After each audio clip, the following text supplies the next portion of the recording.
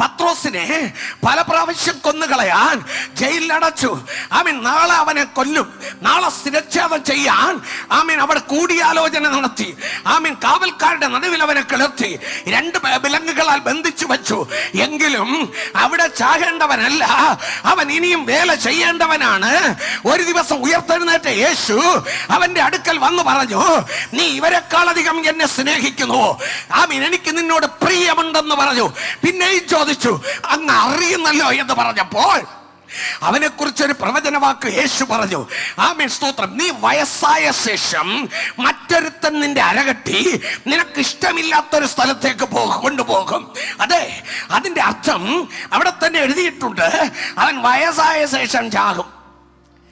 അത് സ്തോത്രം, രക്തസാക്ഷി മരണം. ആമേൻ. അതുകൊണ്ട് അന്ന് രാത്രിയിൽ 2 ചങ്ങലയാൽ ബന്ധിക്കപ്പെട്ട് പോർ വീരന്മാരുടെ നടുവിൽ അവനെ കിടത്തിയെങ്കിലും അന്ന് രാത്രി അവിടെ പട്ടുപോകേണ്ടവനല്ലാത്തത് കൊണ്ട്, പ്രവചനം നിൽക്കുന്നത് കൊണ്ട്, ദൈവത്തിന്റെ വാഗ്ദത്തം നിൽക്കുന്നത് കൊണ്ട് രാത്രിയിൽ ദൂതൻ കാരാഗ്രഹത്തിൽ ഇറങ്ങി. അതിന്റെ അർത്ഥം എന്താണ് സഹോദരനെ? നീ ലൗകികനല്ല, നീ ദൈവത്തിന്റെ പൈതലാണ്. അതുകൊണ്ട് ലോകം നിന്നെ പകയ്ക്കും, ലോകം നിന്നെ ഉപദ്രവിക്കും, ലോകം നിന്നെ കൊല്ലുവാൻ ശ്രമിക്കും, ലോകം നിനക്ക് ചങ്ങല തരും, ലോകം നിന്നെ അപമാനിക്കാൻ നോക്കും, ലോകം നിനക്ക് അപകീർത്തി ഉണ്ടാക്കാൻ നോക്കും.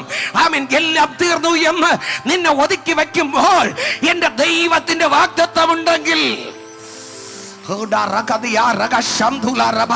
ഈ സഭയ്ക്ക് ദൈവം ഒരു വാഗ്ദത്തം തന്നിട്ടുണ്ടെങ്കിൽ, ഈ ശുശ്രൂഷകർക്ക് ദൈവം ഒരു വാഗ്ദത്തം തന്നിട്ടുണ്ടെങ്കിൽ, ദൈവ പൈതലേ നിനക്കൊരു വാഗ്ദത്തം തന്നിട്ടുണ്ടെങ്കിൽ, 2 ചങ്ങലയാൽ ബന്ധിച്ചാല്, എത്ര പോർസേവകരുടെ നടുവിൽ നിന്നെ കിടത്തിയാല്, 1-ാം കാവലും 2-ാം കാവലും ശരിക്കും അടച്ചാല്, എല്ലാ വാതിലുകളും അടഞ്ഞ് ഇനി അങ്ങോട്ടും ഇങ്ങോട്ടും എങ്ങോട്ട് പോകാൻ ഒരു വഴിയുമില്ല, ഇവിടെ തീർന്നു എന്ന് ഏതോ ചില വ്യക്തികൾ ചിന്തിക്കുന്നുവെങ്കിൽ നിനക്കൊരു വാഗ്ദത്തമുണ്ട്.